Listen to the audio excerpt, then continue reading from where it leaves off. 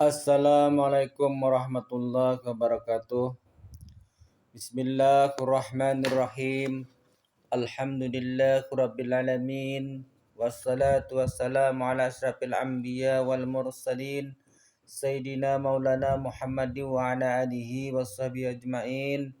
Allahumma salli ala Sayyidina Muhammadin al-Fatih lima ughliqa wal khatimi lima sabaqa nasirul haqqi bil haqqi wal hadi ila siratikal mustaqim wa ala alihi haqqa qadrihi wa miqdarihil azim. Amma Alhamdulillah, puji syukur kita tujukan kehadirat Allah Subhanahu wa taala. Allahumma salli ala Sayyidina Muhammad wa ala ali Muhammad. Salawat dan salam kita tujukan kepada junjungan kita Rasulullah Sallallahu Alaihi Wasallam dan kepada seluruh keluarga beliau, sahabat beliau, kerabat beliau, zuriat beliau, dan orang-orang yang mengikuti beliau hingga hari yaumil kiamah nanti. Dalam kesempatan ini, ulun ingin berbagi pendapat, berbagi pengetahuan dengan kawan-kawan ulun, sahabat-sahabat ulun, dan juga seluruh pengunjung channel YouTube kami dan subscriber kami dimanapun berada. Dalam kesempatan ini, kita tetap membicarakan tentang sejarah Rasulullah Sallallahu Alaihi Wasallam. Pada akhir bulan Safar tahun ke-9 Hijrah, Nabi Muhammad Sallallahu Alaihi Wasallam mulai sakit demam. Nah, jadi pada akhir bulan Safar tahun ke-11 Hijrah, Nabi itu mulai sakit sidin. Beliau sakit, yaitu sakit demam. Ketika dia tiada dapat lagi keluar rumah, beliau Rasulullah SAW sudah kada dapat lagi, sudah tidak bisa lagi keluar rumah. Maka beliau menyuruh Abu Bakar Siddiq radhiyallahu taala anhu untuk menjadi imam sembahyang di masjid, menggantikan beliau. Nah, jadi Rasulullah sudah kada kawal lagi keluar rumah dan salat berjamaah ke masjid karena beliau sudah sakit. Akhirnya beliau memerintahkan kepada Abu Bakar Siddiq untuk menjadi imam menggantikan beliau. Beberapa hari kemudian diberitahukan orang bahwa sahabat-sahabat Nabi berkumpul karena cemas atas sakitnya Nabi Muhammad. Nah, jadi setelah beberapa hari sehingga datang ke masjid dan beberapa hari Abu Bakar Siddiq menjadi imam, lalu ada nama habarakan lawan Rasulullah. Artinya, wahai Rasulullah, sahabat-sahabat pian, sahabat-sahabat engkau itu berkumpul, mereka itu sangat cemas dengan sakit yang kau alami. Mendengar hal yang demikian itu, Rasulullah Shallallahu Alaihi Wasallam beliau keluar rumah. Jadi karena beliau sakit, lalu beliau mendengar berita ada yang menghabarkan kepada beliau yang demikian itu, lalu beliau keluar rumah. Beliau tidak mampu berjalan sendiri, beliau dituntun oleh Sayyidina Ali. Dan kepala beliau terasa sangat sakit, kemudian beliau ikat kepala beliau untuk mengurangi rasa sakitnya. Pada saat terkumpul sahabat-sahabat beliau di dalam masjid, beliau masuk ke dalam masjid dan beliau duduk pada anak tangga mimbar. Jadi sini duduk di anak tangga mimbar.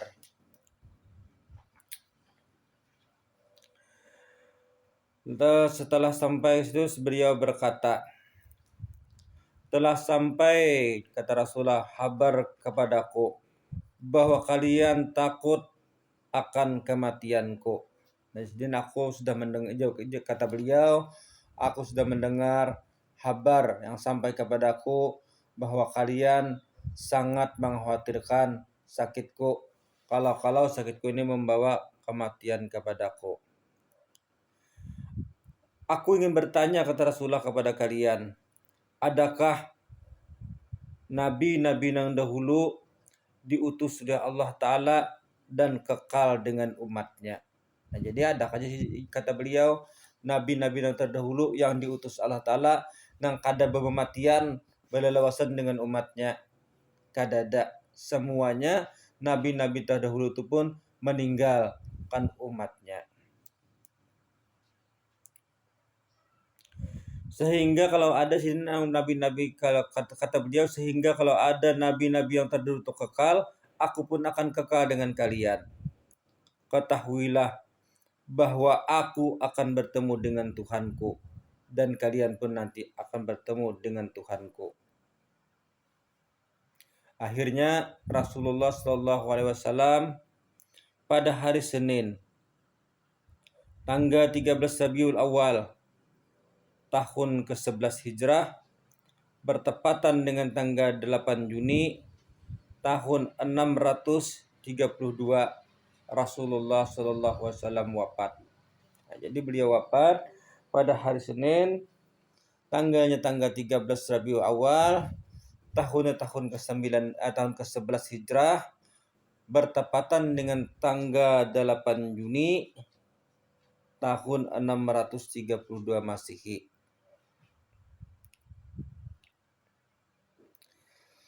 Itu Nabi meninggal.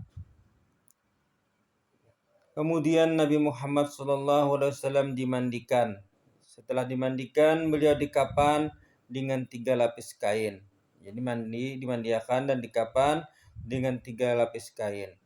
Kemudian Nabi SAW disalatkan.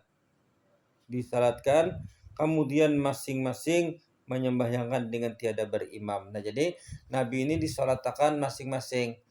Setelah selesai dikapan, Nabi itu ditaruh, diandak, kemudian siapa hendak menyembahyangkan tanpa berjamaah dan tanpa berimaman. Artinya masing-masing sendiri-sendiri menyembahyangkan, mensalatkan Rasulullah SAW. Setelah bergilir menyalatkan dari kaum laki-laki di negeri Madinah itu, habis kaum laki-laki menyalatkan, kemudian kaum perempuanlah yang menyalatkan beliau. Habis kaum perempuan, kemudian anak-anak. Anak-anak tadi artinya orang-orang yang belum sampai umur tapi sudah mengerti tentang bagaimana salat jenazah, mereka pun ikut menyalatkan.